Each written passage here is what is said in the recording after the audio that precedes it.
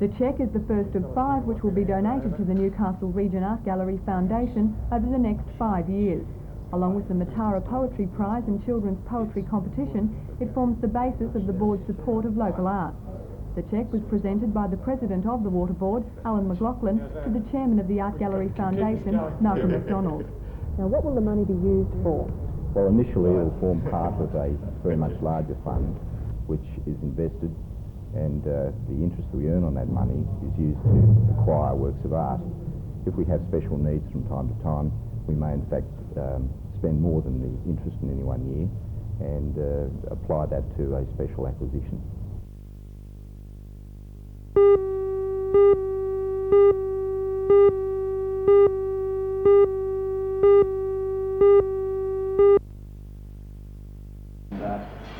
It was this match when New South Wales beat the West Indies that Bob Holland first put in his claim for a spot on the English tour.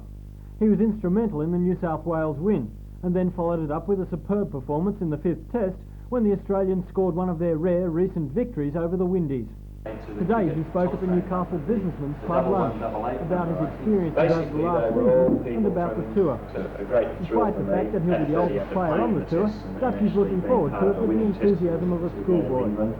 I want to firstly be able to come home and say I've justified my selection, and that's fairly important to me. And I think it's also important to the other leg spinners. I also want to be able to come home and say, and have people say that I was successful enough that they would take a leg spinner again. I don't want to come home and have them say, well, he was a flop and we won't take a leg spinner again. And that's something that'll be on my mind. And is there any chance of you staying over there if an appropriate offer comes from a county club? I think that'd be fairly doubtful if I could stay. You know, I have a job here and my family's here. It'd be a major task to take everybody to England. I think that'd be fairly unlikely, but it's a nice thought. I'd love to play cricket over there, you know, and stay there for a while. I just don't think it'll be on. So what do you see in the future in cricket for you? Well, basically, I mean, the tour now, and you know, that's looking forward to that. And then coming home and hopefully getting back in the New South Wales side and have New South Wales win the Shield again next year.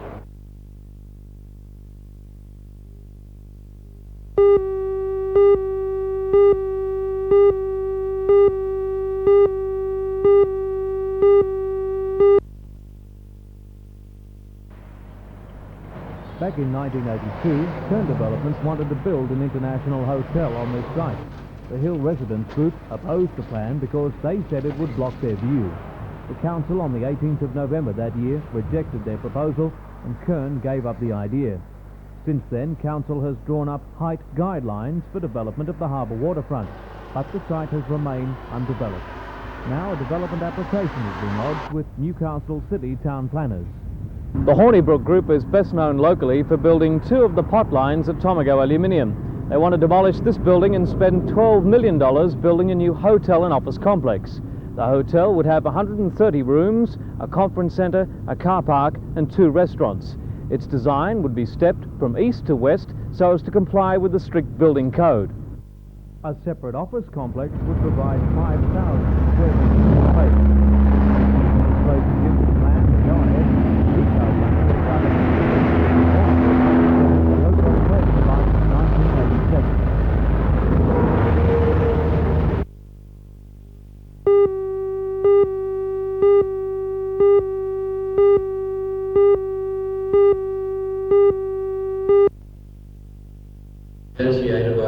During the week, Mr. Curran was in Singleton to discuss the plan with more than 500 local dairy farmers. The farmers expressed their opposition and their doubts that it would be answered to the industry's problem of overproduction. Despite this sort of attack, Mr. Curran has stood firmly behind the plan.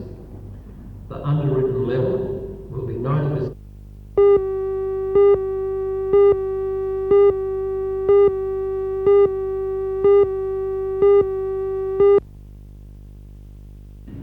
MG enthusiasts have also come from as far afield as New Zealand and Penang to admire the cars or compete in the series of trials to be held over the next few days. The lovingly restored cars have already been put through one test, the scrutineering. Their general condition was carefully checked, and this also included their appearance. King Street was lined with gleaming Easter bonnets of every colour and make. The chairman of the organising committee for the Newcastle MG Car Club, Colin Bailey, says the events planned over the weekend at the Williamstown RAAF base will test nearly every aspect of the car's performance. The two car events are Saturday and Sunday at the RAF base at Williamstown. The Saturday morning is the concourse display. Saturday afternoon it's the Motorcana, which is an event where people compete against the clock just around the flags. And on Sunday it's the 400-metre sprint. That's all day at the RAF base. In association with the car club meeting, a Miss MG competition is also being run. But unlike most pageants, the main criteria being used is, you guessed it, how much the young women competing know about MG cars.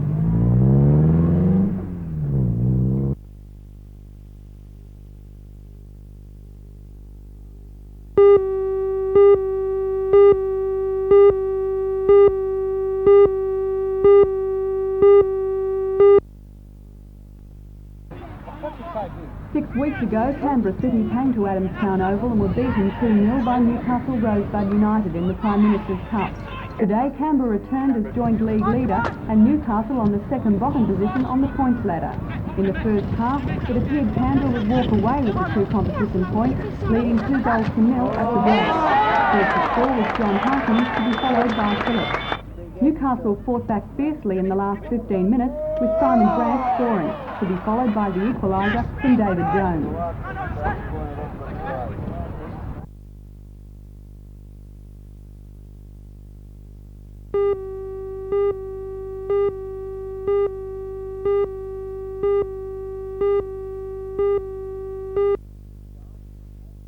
The starring performance of the day came from Karen Bokert in the Women's Open Tricks competition. She set a new national record of 6,820 points in the second round, winning the national title. Karen's superb skiing was the highlight of the day, which saw Victorian Glenn Thurlow take out the men's open slalom and Scott Livingstone winning the junior boys slalom. The girls' tricks section was taken out by 15-year-old Victorian Jodie Skipper, seen here. Jodie now holds all the junior national records and has been the overall girls' champion for the last 4 years.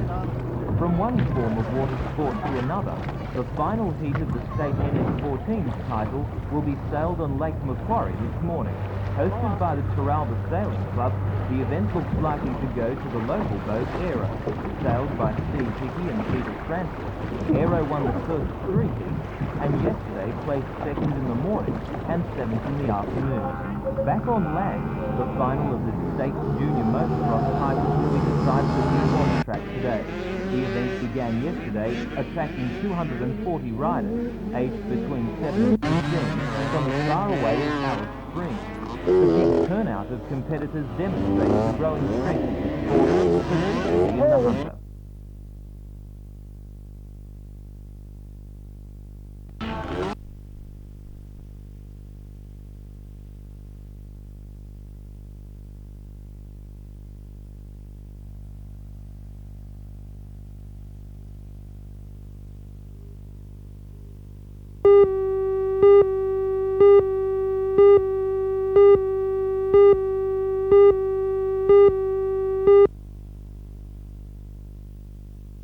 The close of the Easter holiday break usually means nightmare conditions for motorists, heavy traffic and long hold-ups at traditional trouble spots like here at Hexham and at Swansea. However, in both locations this afternoon, police reported very light traffic moving smoothly. The worst of the returning holiday traffic may be seen tomorrow. While the local roads are quiet tonight, they have not been free of tragedy this Easter. This head-on collision on the Pacific Highway south of Swansea last night seriously injured 3 people and hospitalised 1 other. There was also a fatal accident at Williamstown on Thursday night and another fatal at Westford on Saturday night. Drama of a different kind at Rutherford Aerodrome late this afternoon, when a Cessna Light plane with 5 people aboard made an emergency landing. Police, ambulance and fire brigade emergency services rushed to the scene when the pilot radioed that his landing gear may not have locked in place. However, the Cessna touched down without a hitch. The pilot, John Molyneux from Sydney, his wife, 2 teenage children and a friend stepped from the plane looking remarkably relaxed. Mr. Molyneux admitted, however, that he was worried for the safety of his family. The emergency landing provided valuable training for rescue services, who will conduct a simulated crash landing at Rutherford next week.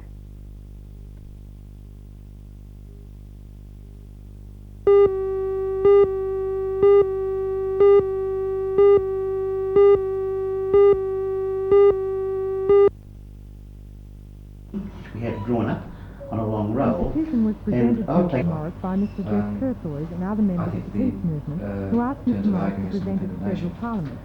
Mr. Turquoise explained that people had queued for up to 25 minutes to sign the petition, and in all his years as a campaigner for peace, he had never seen such a response. The petition calls on the government to remove US military. We thought the best way to do that was to have a petition.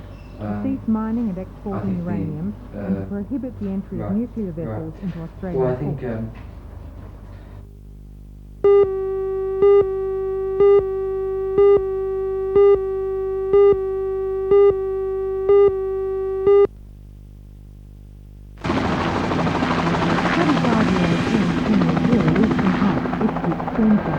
his motorcycle on the Puppy Road just before 8 a.m. when he lost control and hit a guardrail.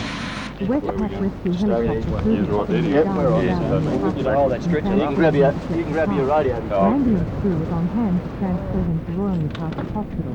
He is suffering a broken collarbone, dislocated shoulder, an injured back and a broken ankle. The hospital said Mr. Hill was in a satisfactory condition.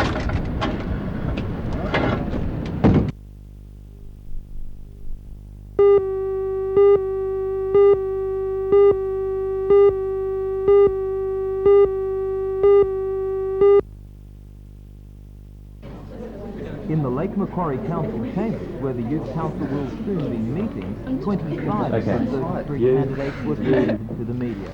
Each of the council hopefuls just so I've got a straight line here, and looking at me, that's it, and a will be smile. able to serve the maximum of 2 terms.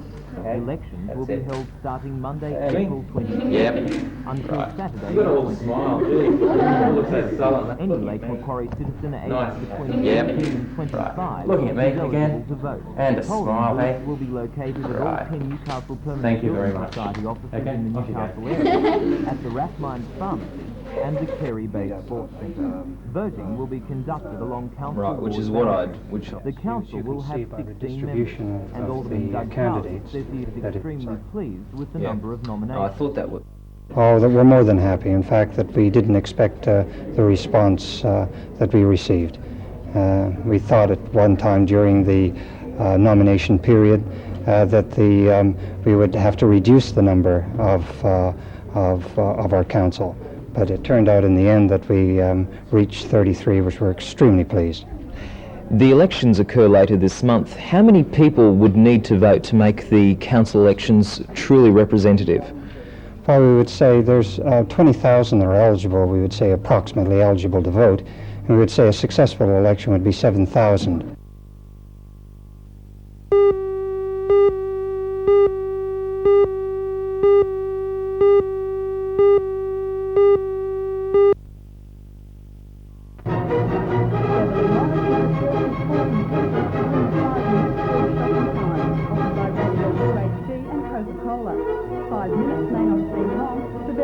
Just how much damage can be done.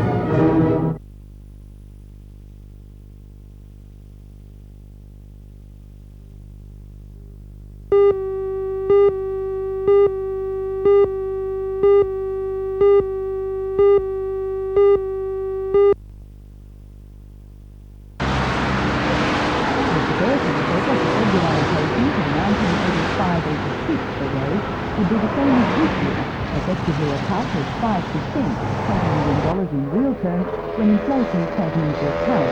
And for the main aspect for Newcastle will be that while the new S3 freeway is proceeding at full speed, it will be extremely difficult for the state government to meet its schedule of completing all connecting roads for the freeway opening.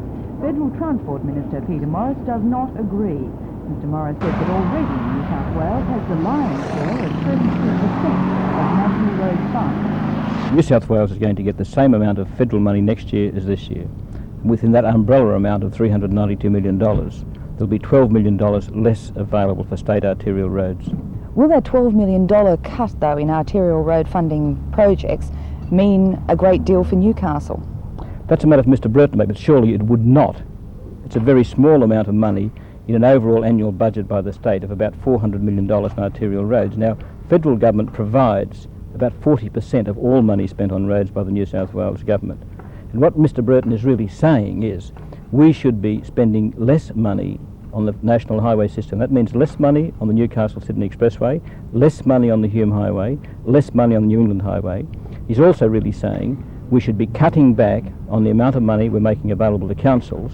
So as a result of those two actions, then there'd be more money available for him to spend at his discretion on state arterial road systems. That's not on. We have our responsibility. We will achieve our national highway objectives by 1988. And really what Mr Burton has to do is to go back to his own government and do what I've had to do, fight for a bigger share for roads of the state's financial cake.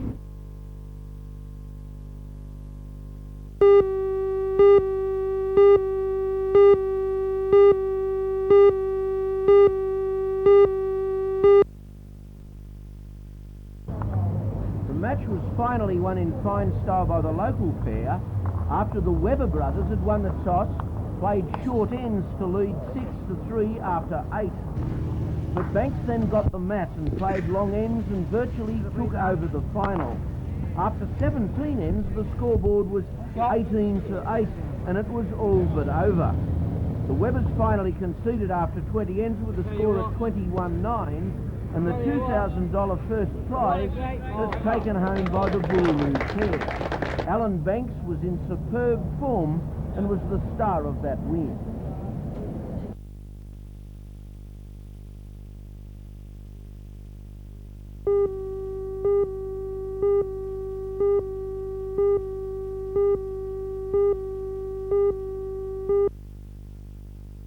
To fund 1/3 of their normal annual stationery The order. parents of children at the Garden Suburbs Public School took a stand last even November. in the basic, the P&C the barest and basic provide money essentials for supply any the school. items The necessary basics for like basic pencils, education. paper, The books, association all those also sorts of wrote a things. letter to the education And where's the minister Rod P&C haven't until now Cavalier considered calling for that improved that is a funding. basic item in Mr the Cavalier education. has not Anybody else replied. got anything to The say? move left the school in a difficult situation, and last night the principal, Keith Watson, told parents that although he needed $5,000 this year to buy items like paper and textbooks, the department has only given the school $3,500.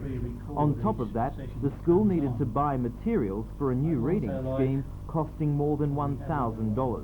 Despite his plea, the parents voted to continue their ban. The P&C doesn't and hasn't for many years minded funding the extra things that are required by public schools for the benefit of our children. However, we draw the line and we take great exception to the fact that the government is now expecting us to pay for a portion of the fundamental supplies needed in the public schools. Is it a problem that is common to other primary schools? It certainly is to primary schools and high schools, and I speak from personal experience that in the high schools and primary schools in the Lake Macquarie area that there are massive amounts of money being put into the schools by P&C groups. $1 million is the figure. $1 million is the amount put in by P&Cs in Lake Macquarie in 3 years